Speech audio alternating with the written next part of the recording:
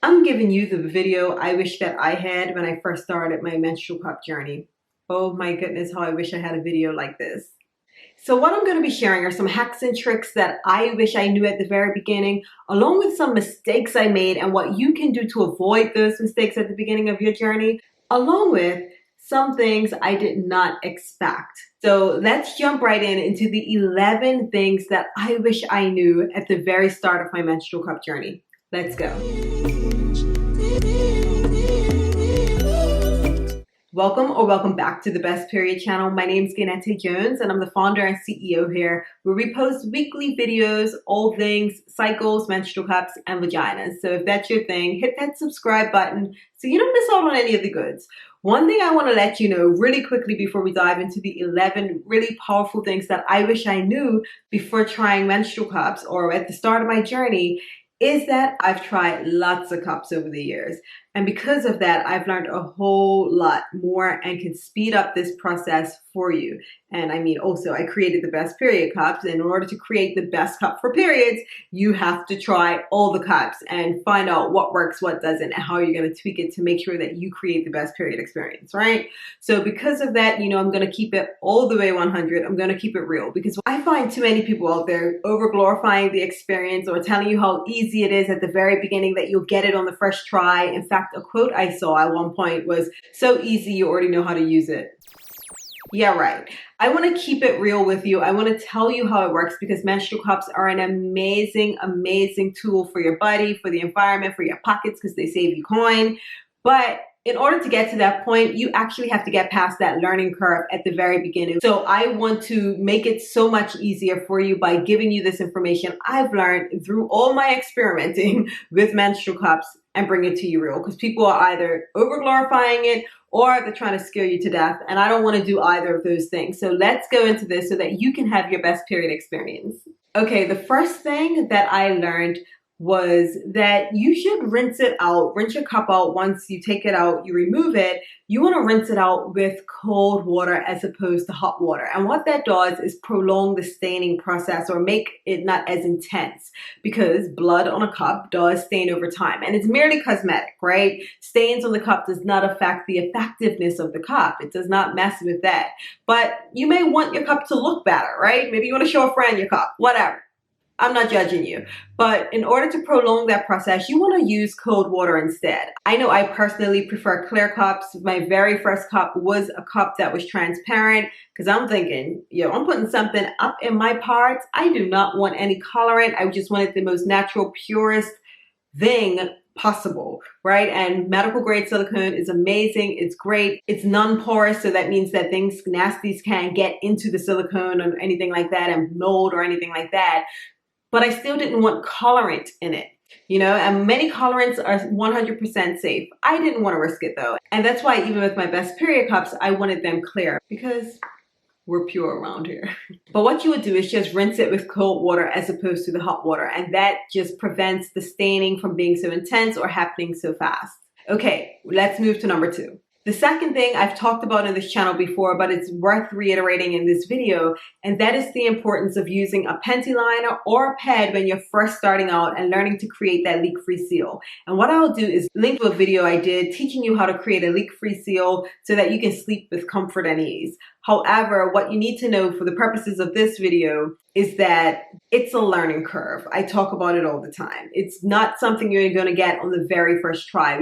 It's something you've never tried before. First time I used a pad and I was a young little girl and I put it on, I still didn't get it right away. I mean, I got the fact that you remove the adhesive and stick it to your underpants, but what I didn't get was the positioning of it. How often, I should be changing it to avoid leaks and, maybe the ones with wings work better and all of those things you learn over time, right? And I'm trying to cut your learning process in this video and through my instruction manual, which by the way is dope and super detailed, gives you all the pictures and information, a cute little booklet that you will not lose and you learn a lot from, and on the training videos that's on our site.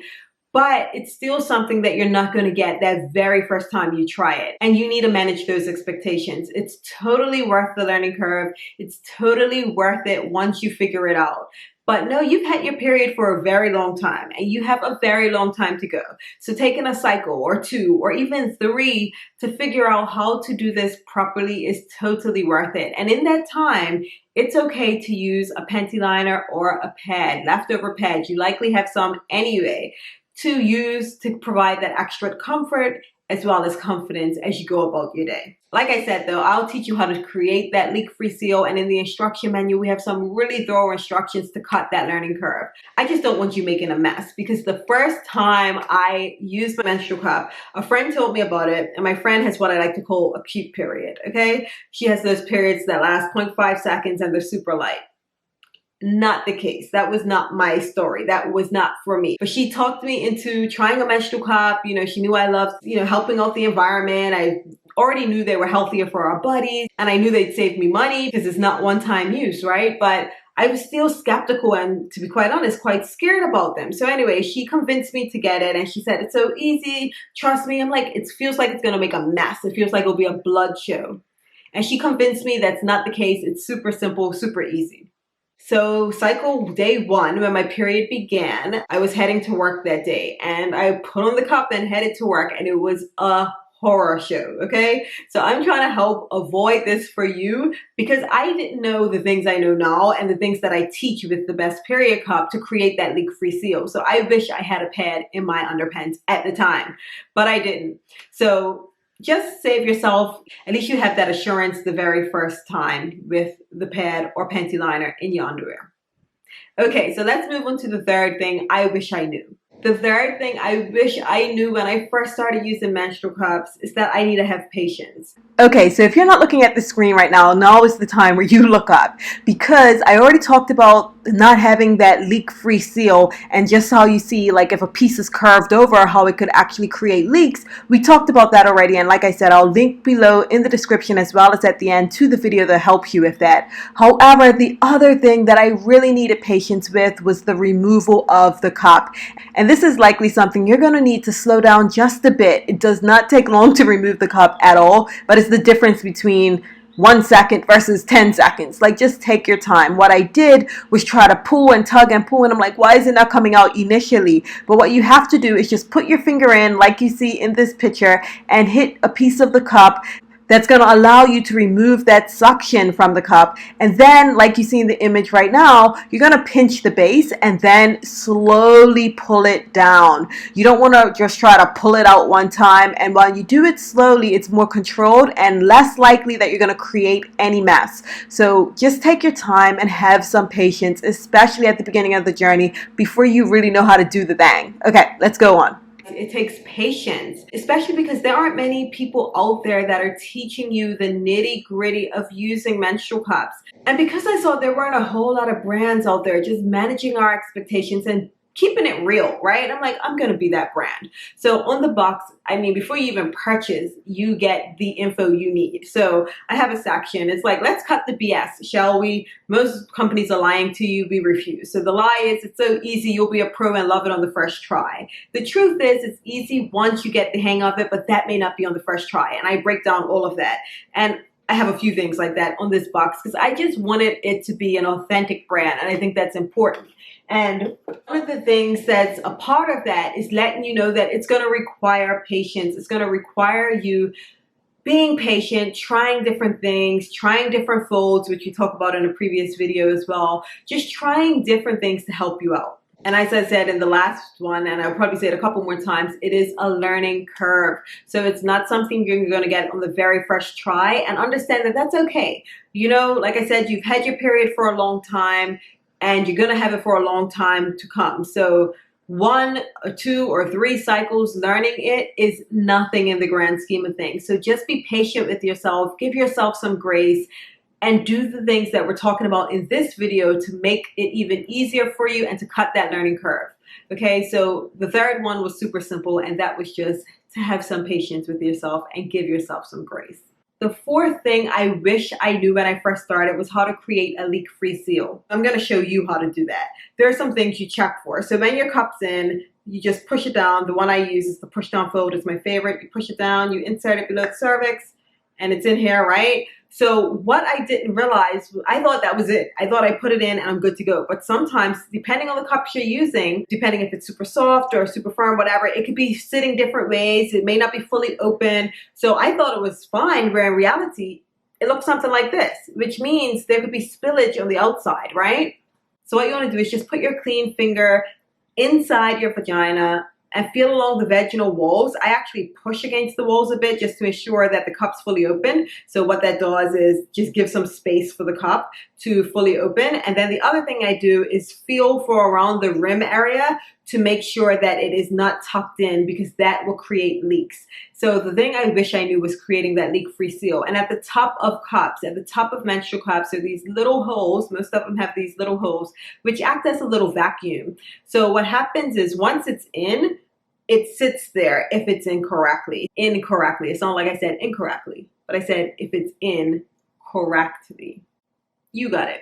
So that's the thing I wish I knew, was how to create that leak-free seal. Going in, pushing against the vaginal walls to ensure that it was open, feeling along the rim to make sure that there weren't any dips in there, and just making sure it was properly positioned. So if you do that, you will be good. And you can always adjust it based from the base if you want to push it up further or whatever. But once it's sealed, you will know. So you can tug at the stem a bit, and if it's not moving, you are likely pretty solid, as long as there aren't any dips in the top, which it likely wouldn't be if the vacuum has been applied because it's open fully. Hope you're following. Let me know in the comments if you're following and if you're finding these tips helpful. And if you're not finding them helpful yet, let me know in the comments too. Let's chat. Let's be besties. The fifth thing is more reflective, and that's just wishing I had more knowledge about why menstrual cups were better for me and my body. I knew a bit of that from the very beginning, that they were better. I knew pads and tampons were laced with chemicals that could be harmful, and that they're safer and better for the environment. I knew that stuff, but I didn't know all the things. I didn't take the time like you are watching videos and learning things, because I feel like had I done that, I would have had more patience and really given it a good shot that very first go round. So I told you I had a disaster the first time I used the menstrual cup. I was completely turned off, and it actually took a few months before I even touched the menstrual cup again to give it a go.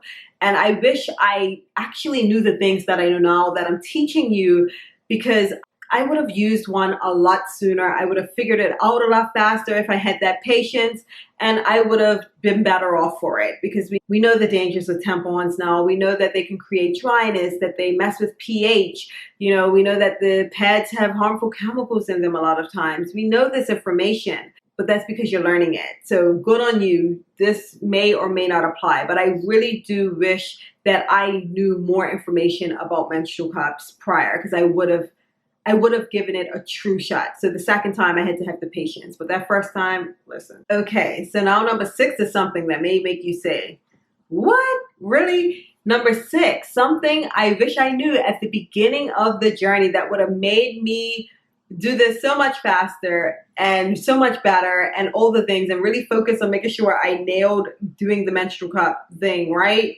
If I knew it was going to make my cramps subside.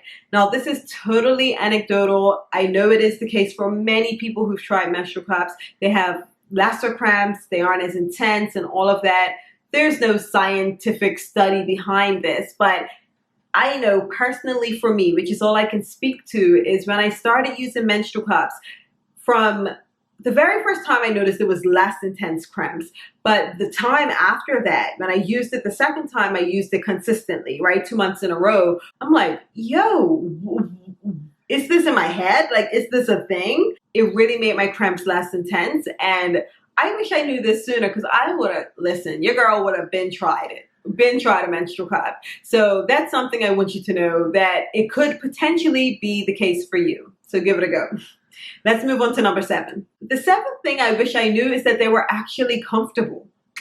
Because when I saw them, I was like, how is that thing getting in there? Like, how does it work? Do I fold it? How does it work? And the instruction manual that came with the very first menstrual cup I purchased was not that great. It didn't give me a step-by-step of how to do things. So I was pretty much just randomly trying things, right?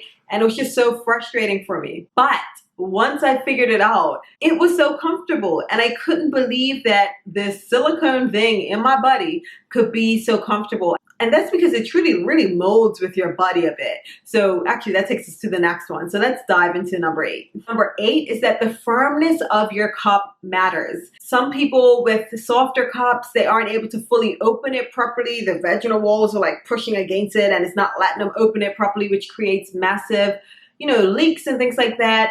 But softer cups are great, especially for those who do a lot of sports or exercise and things like that, because with the movements, it's able to adapt easier because it's not as rigid.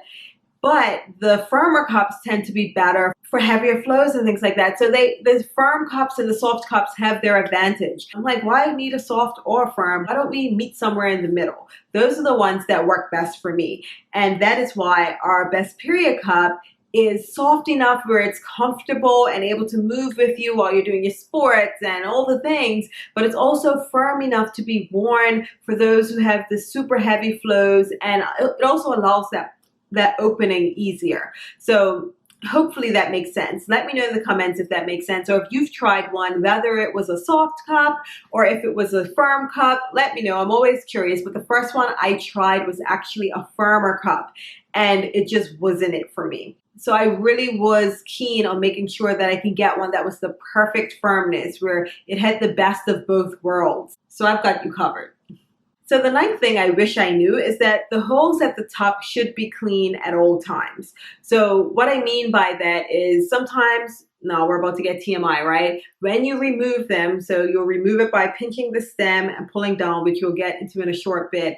When you do that, sometimes it could just be a little mucky up the top. Rinse it out, make sure you get whatever you have to get out the little holes if something's there, or wipe it down to ensure that you don't have an issue. So just make sure these holes are clear so that you can get a proper suction with the cup. That helps with the leak free. So number 10, let's get into it. Number 10 is about pinching the stem and not pulling it. Because of that suction at the top, you want to make sure you release that suction, and you would do that by just simply squeezing the bottom of the base of the cup, and then you could pull the cup down a bit and get it out, keeping it upright. So just pinch the base, don't just necessarily try to pull the stem. I doubt it will hurt you a whole lot, but I just wouldn't want you to try that because it may not be very comfortable. And now the 11th thing that I wish I knew is that the stem is not always necessary. The very first cup I tried had a longer stem, which was annoying. And I wish I knew I could just chop it off, right? As long as you don't mess with the base, that's okay. So this cup should be fine because it's long enough where you can grip it, but it's also short enough not to be irritating. But any menstrual cup at all, if you find it annoying towards the bottom, you can just cut. You don't want to cut the cup, but you could cut any piece of it off to make the stem shorter. So that's something I wish I knew as well. Hopefully you found this video helpful. If you did, again, let me know in the comments and we will chat next time.